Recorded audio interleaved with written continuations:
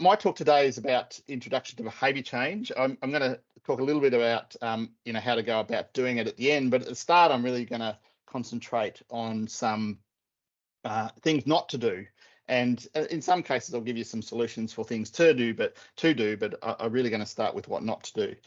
But before even that, I'm going to start with a couple of stories that from my own experience that really have shaped my career.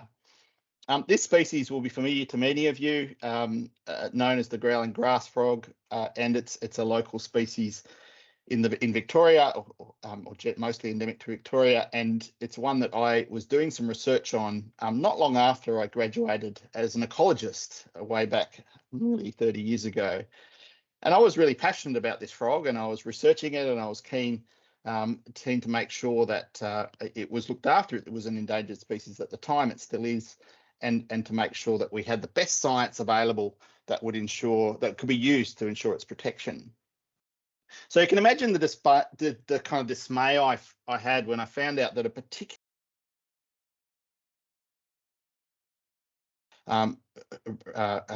females and spawn and the like was scheduled for filling in, essentially to be demolished for a development.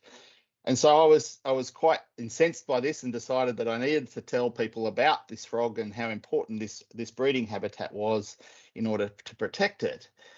And I went and I spoke to the developers, and it wasn't just me, there were others in the research group that spoke to developers, and we spoke to landholders and a few other groups to say, hey, you can't fill in that pond because it matters. It's an endangered species and it's where they breed. I won't go through all the details, but there was a lot. But the long story short really is that we lost. We were unable to convince people to protect this pond, and it got filled in.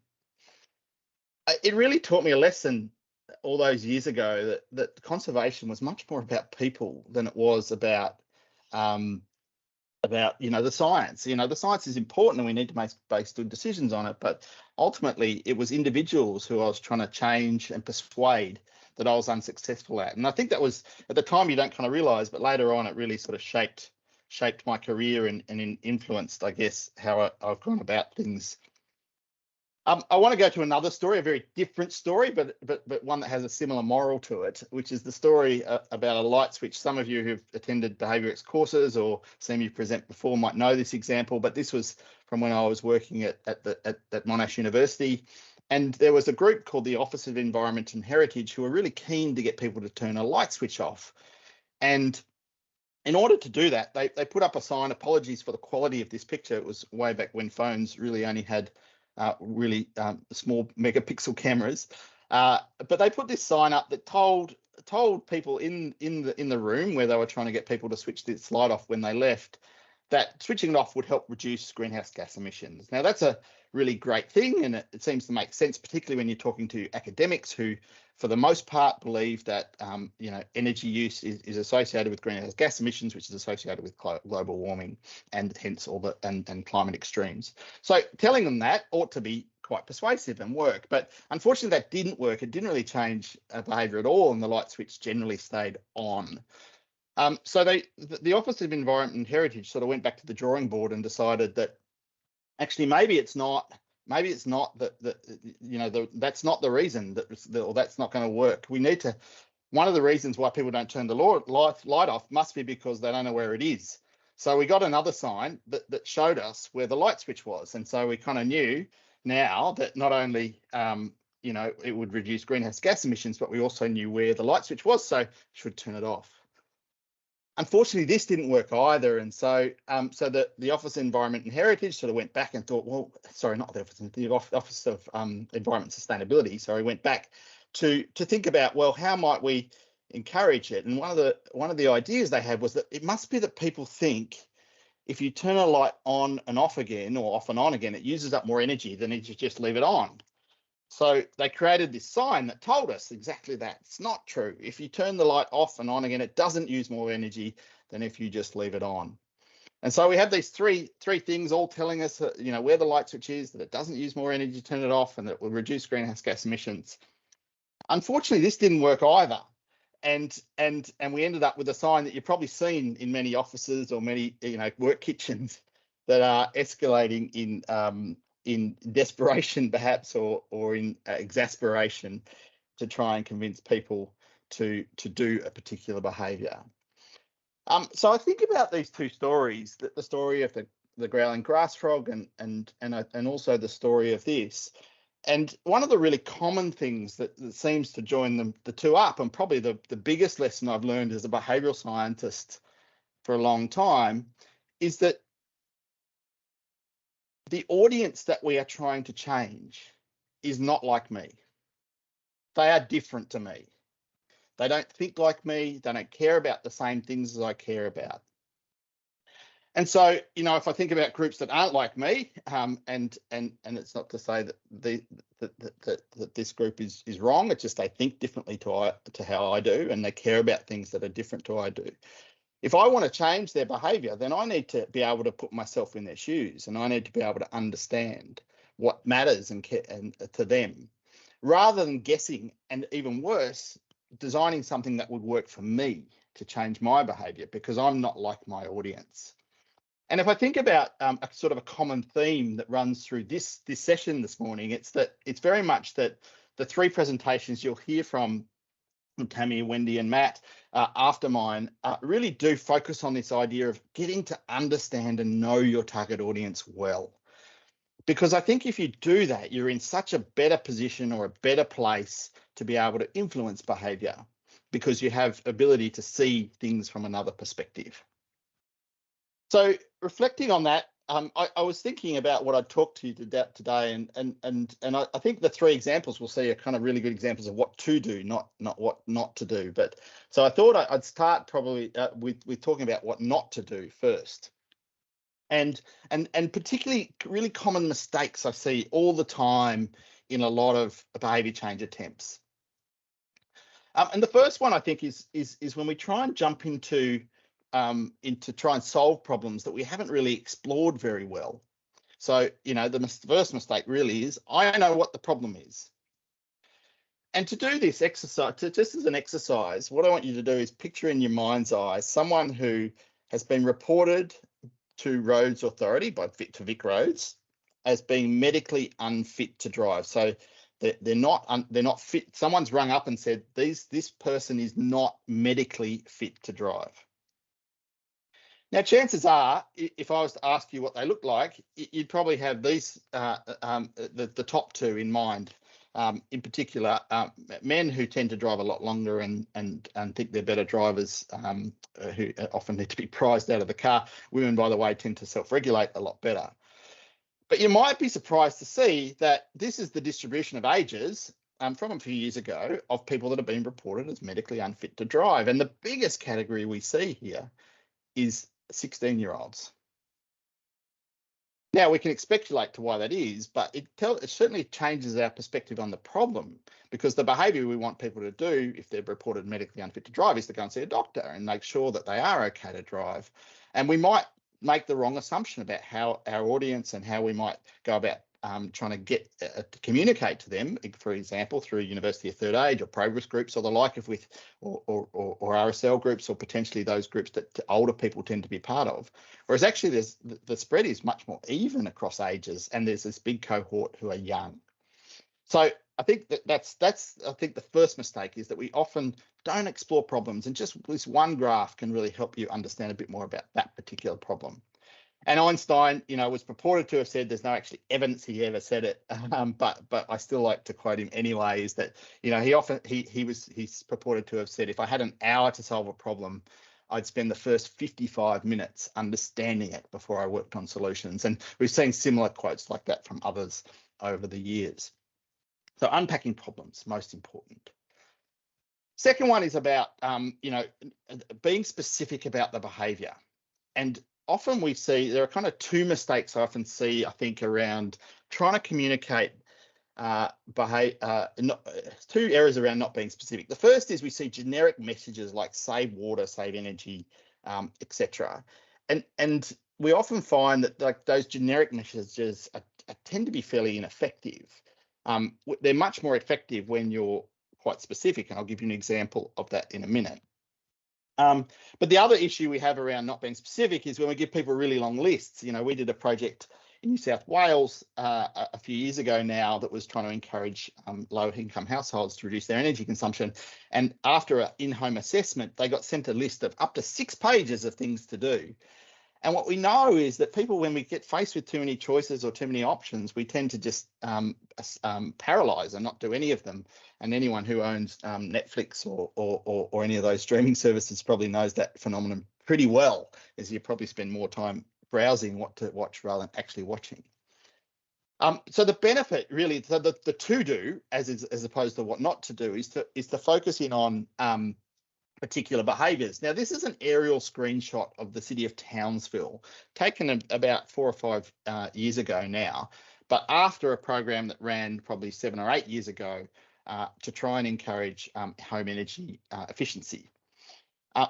This project's really interesting because what they said is we want households to reduce their energy consumption, but we want to focus on specific behaviours because that's what the behavioural scientists tell us.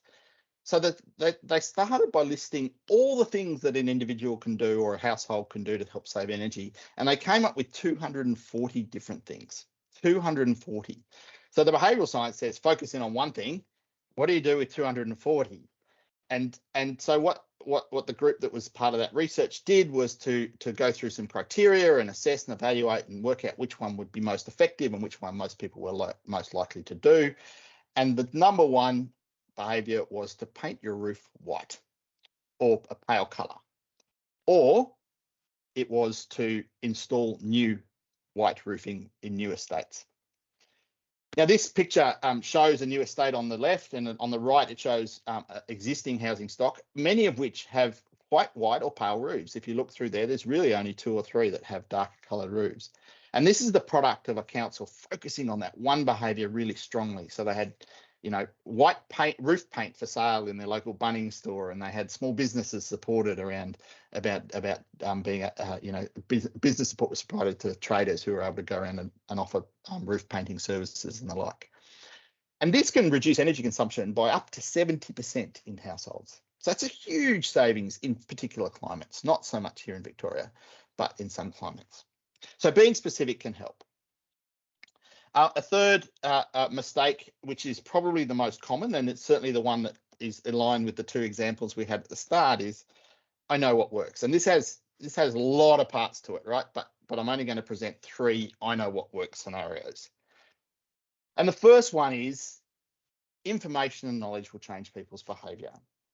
I think this is best explained by this cartoon that I'll put up in a minute, that my former boss, who was the head of the institute, said, this is basically my life.